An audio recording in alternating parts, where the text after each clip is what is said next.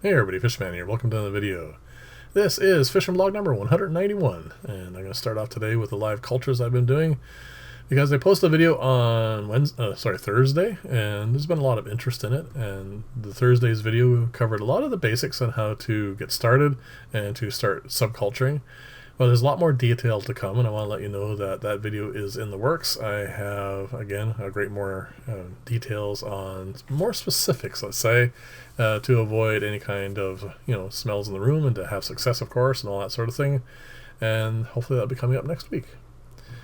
These are the Gardner Achilles, and I was a little concerned initially that the older ones were eating a lot of the little ones, but as you can see, there are a large number of them in here. They all come out of the woodwork now because, well, first off I fed, and they're coming out to have a snack, and you can see they're doing quite well. There's a number of different sizes, which is the important detail I was looking for, to ensure, of course, that the younger ones are, feeling secure enough to come out and eat. So this is just as they're beginning to be fed, and I think there's going to be a clip a little bit later on after they've fed and filled their bellies with flake food and baby brine shrimp, and hopefully you'll be able to see the difference. This is like first thing in the morning here. So yeah, they're doing well. I'm very happy with this. There is some other details I need to do, of course. These are all from the original trio, which are these guys here. I think you can see the male in the back right hand corner there. Yeah, they're doing quite well. What I want to do is I want to swap out the male. These are the two best females for breeding purposes.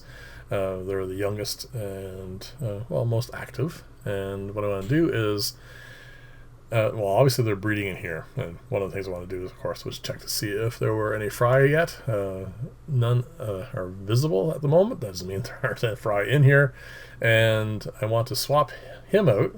He's a beautiful male, but I want, of course, keep the genetics as varied as possible, and the male I decided to use is this guy in here. He is very active. He's managing to hold his own against all these OB zebra fry, and you're going to see him. There he is.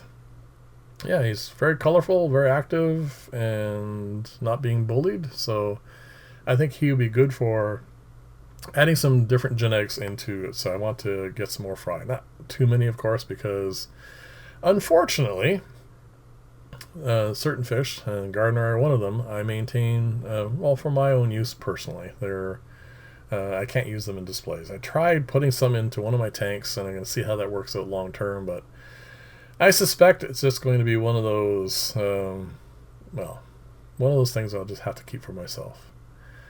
Now, the reason why this tank is all stirred up is I did another pruning in here, and if you remember from last week's video, I had seen a baby coolie loach in here, and I was stirring it up, digging around underneath all of this, trying to see if I can find him, and I couldn't. They are very good at hiding. Nothing's showing up. That's fine. He will show up eventually, and hopefully I'll have my phone on me at the time that it happens, and I will record it and hopefully give you guys a shot of him, and not that he's a figment of my imagination. Still haven't divided these guys up. I do have 3 fry. They're growing really nicely in the other tank on the other side of the fish room, and I do plan on doing more with that. But like I said, there's always so much to do. And anyway, skip over these guys. You can see their bellies are a little bit bigger there now because they have fed. This tank here actually surprised me. I had a colony of guppies. I pulled a bunch of them out for someone who wanted a bunch of them. But these 2 males here are starting to develop, and this is a color pattern that I really, really like. I do like these fish. I do want to keep this line going, and so now, instead of just gradually farming these out to my clients, I'm going to do a little bit more work with that tank. I have to obviously take out the underground filter and the high humidity planter, move that box filter to the back, and get that all set up. But yeah, it is something interesting. I mean, there's some nice colors in some of these fish, and again, I want to do a little bit more with that. And yeah, that's one of the plans in the near future. We'll see if I actually get around to it. One of the things I wanted to mention today is I have left the hornwort that's in this filter all by itself, and haven't done anything with it. But part of the reason for that was, if you remember, it was not doing as well as the stuff free. So what I did is I stopped pruning the stuff here in the back, so it got a little bit more compressed in the sense that there's not as much room for it to grow out into.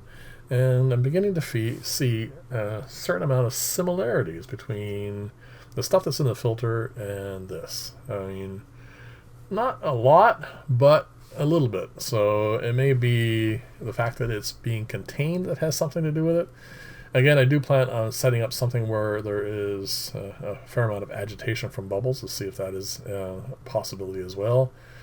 But all the other aquariums that have it, and I'm going to show you here in a second, that have room to grow, it's doing very well. So I'm not sure. I'm gonna work on it, see what the problem is for it being in a filter.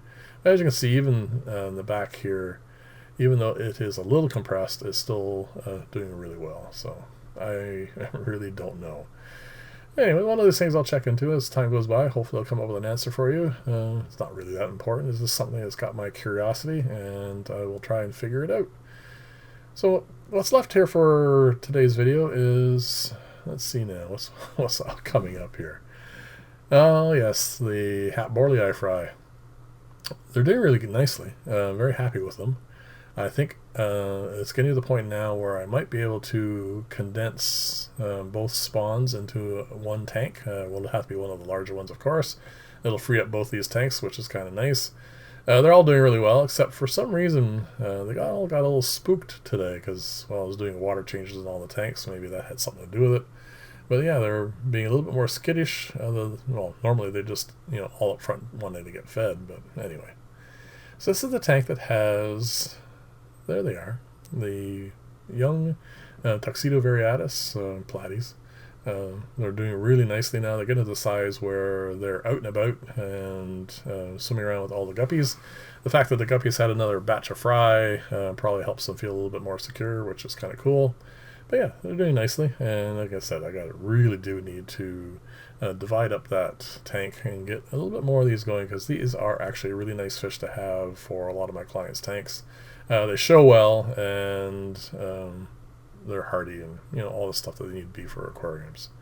So anyway, thank you very much for watching. Leave comments, let me know what you think about all this. Like I said, I have besides the vlogs coming up, I want to do work on more of the culturing. I have had some questions regarding loss of sustainability and all that sort of stuff in food webs, and hopefully I'll get to all that. So thanks for watching. I'll see you next video, and bye for now.